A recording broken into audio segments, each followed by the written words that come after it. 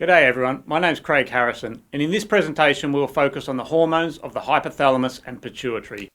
Yo, Craig, I'm really happy for you. I'm going to let you finish, but first we need to address something. You see, people assume that time is a strict progression of cause to effect, but actually from a non-linear, non-subjective viewpoint, it's more like a big ball of wibbly-wobbly, timey-wimey stuff.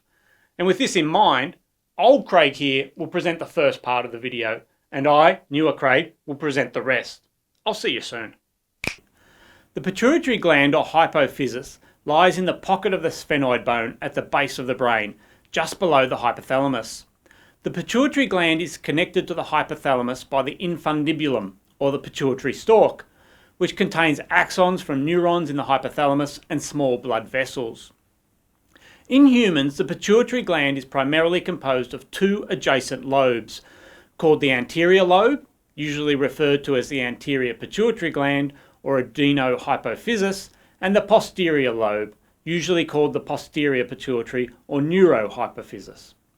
The anterior pituitary gland arises embryologically from an invagination of the pharynx called the Rathke's pouch, whereas the posterior pituitary is not actually a gland, but rather an extension of the neural components of the hypothalamus. Other regions of note are the median eminence, which is the junction of the hypothalamus and infundibulum, and capillaries in the median eminence which recombine to form the hypothalamo-hypophyseal portal vessels, or the portal veins. These vessels offer a local route for the blood to be delivered directly from the median eminence to clusters of endocrine cells within the anterior pituitary gland. Now, the axons of two well-defined clusters of hypothalamic neurons, the supraoptic and the paraventricular nuclei, produce the posterior pituitary hormones vasopressin, also known as antidiuretic hormone, and oxytocin, whereas parvocellular neurons within the PVN produce numerous hormones that are released into the median eminence and act on endocrine cells within the anterior pituitary. Let's first consider the posterior pituitary hormones. Oxytocin and vasopressin, or ADH, are synthesized in separate clusters of neurons within the PVN and SON, and are transported down the axon to nerve termini in the posterior pituitary where they are stored. Now, these nerve terminals hold lots of vesicles which pouch out to form herring bodies. Various stimuli activate inputs to these neurons, causing action potentials that propagate to the axon terminals and trigger the release of stored hormones by exocytosis. Oxytocin and vasopressin then enter capillaries to be carried away by the blood returning to the heart. In this way, the brain can receive stimuli and respond as if it were an endocrine organ. By releasing oxytocin and vasopressin into the general circulation, the posterior pituitary can modify the functions of distant organs. Other nuclei of the hypothalamic neurons secrete hormones that control the secretion of all the anterior pituitary gland hormones. For simplicity's sake, this figure depicts these neurons as arising from a single nucleus, but in fact several hypothalamic nuclei and axons whose terminals end in the median eminence. The hypothalamic hormones that regulate anterior pituitary gland function are collectively termed hypophysiotropic hormones. They are also commonly called hypothalamic releasing or inhibiting hormones.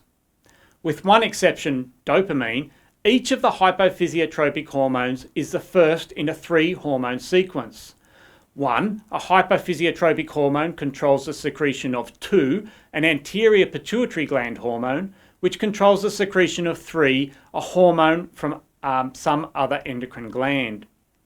This last hormone then acts on its target cells. The adaptive value of such sequences is that they permit a variety of types of important hormonal feedback, which we'll discuss later.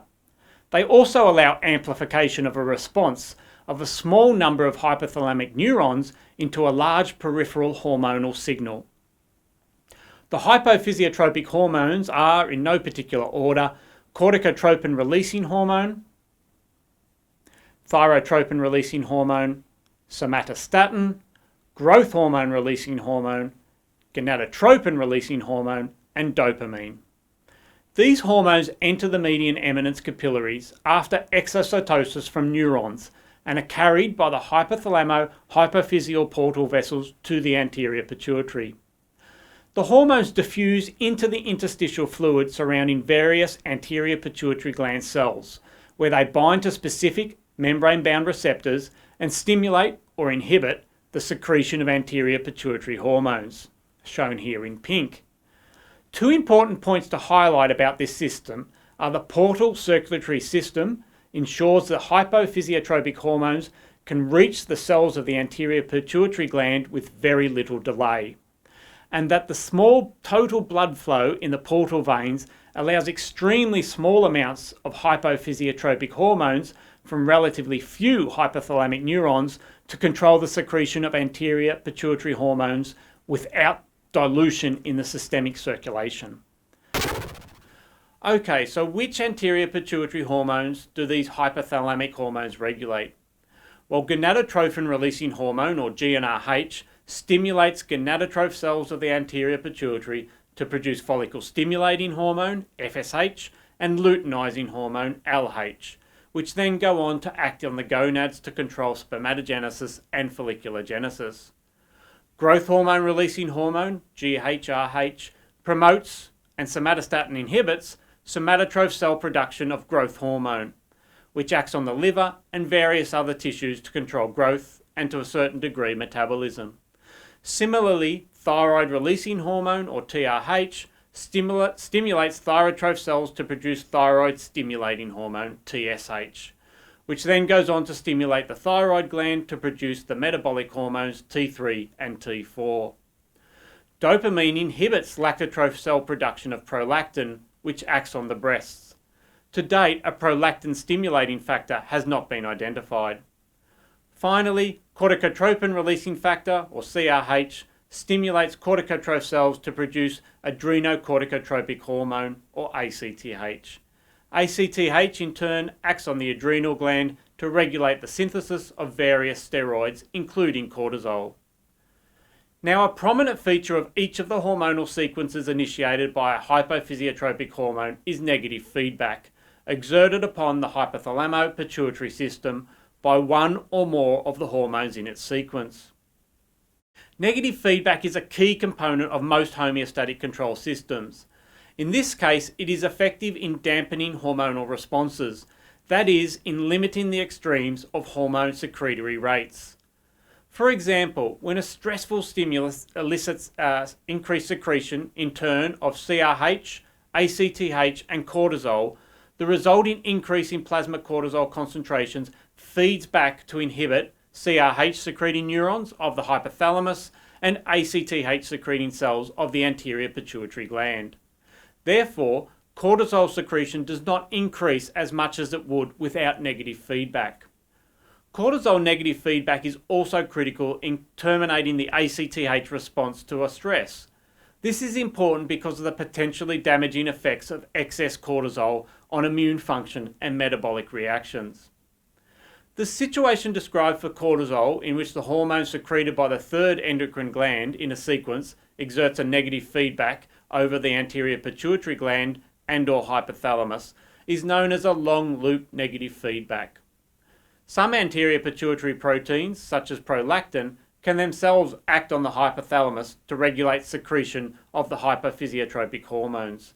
This is known as short-loop negative feedback, but it's not as common. Okay, that has just been a quick refresher on the hypothalamus and pituitary. Over the next 5 weeks, we will consider the functions of the anterior pituitary hormones in some detail, starting in the next presentation with growth hormone. I'll see you then.